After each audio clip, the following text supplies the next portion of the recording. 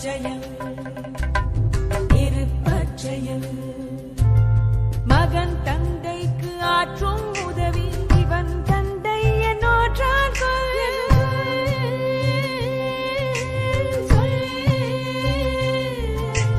மகன் தந்தைக்கு ஆற்றும் உதவி இவன் தந்தை என்னோற்றான் தந்தை மகற்கு ஆற்றும் நன்றி அவையத்து முந்தி இருப்பச்செயல்.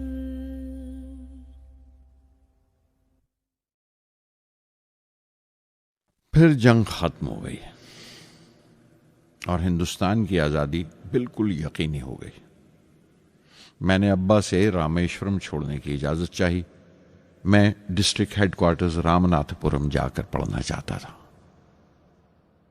शमसुद्दीन और जलालुद्दीन मेरे साथ रामनाथपुरम तक गए मुझे श्वार्ट्स हाई स्कूल में दाखिल कराने के लिए. जाने क्यों वो नया माहौल मुझे रास नहीं आया. रामनाथपुरम बड़ा मसरूफ शहर था और करीब 50,000 की आबादी थी, लेकिन रामेश्वरम का सुकून और इत्मीनान कहीं नहीं था.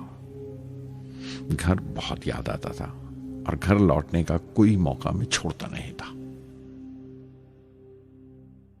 श्वार्ट्स हाई स्कूल में दाखिल होने के बाद एक 15 साल लड़के के तमाम शौक जो हो सकते थे मेरे अंदर जाग उठे.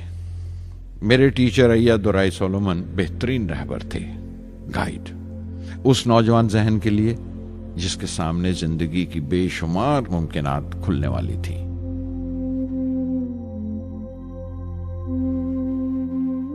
रामनाथपुरम के उस अरसा क़याम में उनसे मेरा रिश्ता उस्ताद शागिर्द या गुरु शिष्य से भी आगे निकल गया. अय्या दुराई कहा करते थे, जिंदगी कामयाब होने और नतीजे हासिल करने के लिए 3 ताकतों पर काबू पाना बहुत जरूरी है: ख्वाहिश, यकीन और उम्मीद. अय्या दुराई सोलोमन, जो बाद में रेवरेंड हो गए, कहा करते थे, इससे पहले कि मैं चाहूं कुछ हो जाए, ये जरूरी है कि मेरे अंदर उसकी पूरी शिद्दत से ख्वाहिश हो और यकीन हो कि वो होगा. मैं अपनी जिंदगी से अगर मिसाल दूं तो मुझे बचपन से ही आसमान के इसरार और परिंदों की परवाज हमेशा हैरान करती थी, फैसिनेट करती थी. समंदर में कूंजों और बगलों को ऊंची उड़ाने लगाते देखता था तो उड़ने को जी करता था. मैं एक सादा लोग गांव ही का लड़का तो था, लेकिन मुझे यकीन था कि एक दिन मैं जरूर उन कूंजों की तरह बुलंद उड़ाने लगाऊंगा, बुलंदी पर परवाज करूंगा. और हकीकत यह है कि रामेश्वरम से उड़ने वाला मैं पहला लड़का था.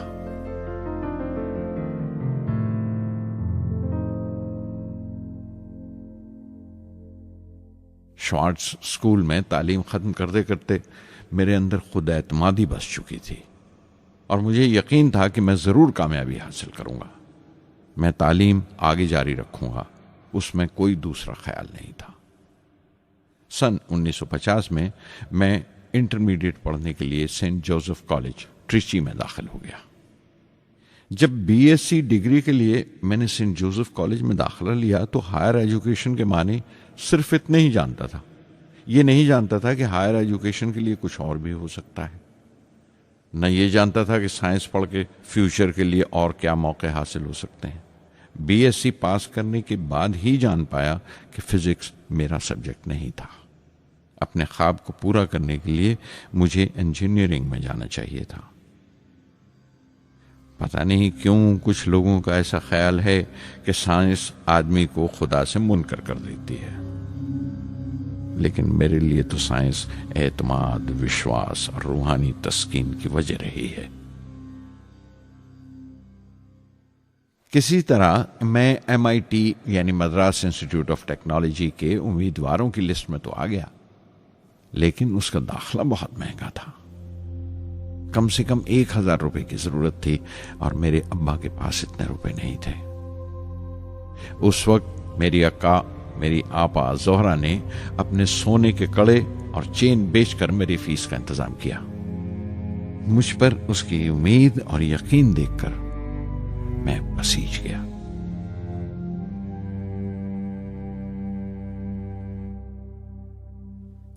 MIT میں سب سے زیادہ مزہ آیا۔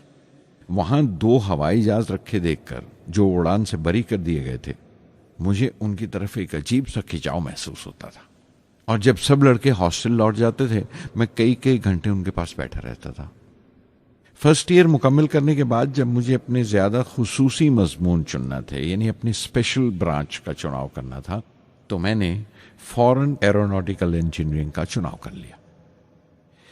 MIT کی تعلیم کے دوران مجھے 3 ٹیچرز نے بہت متاثر کیا: پروفیسر اسپونڈر، پروفیسر KAV پنڈل